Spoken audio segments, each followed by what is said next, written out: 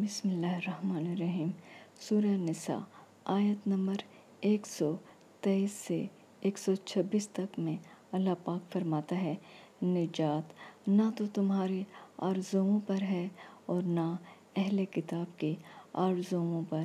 جو شخص برے عمل کرے گا اسے اسی طرح کا بدلہ دیا جائے گا، اور وہ اللہ کے سوا نہ کسی کو حمایتی پائے گا اور نہ مددگار۔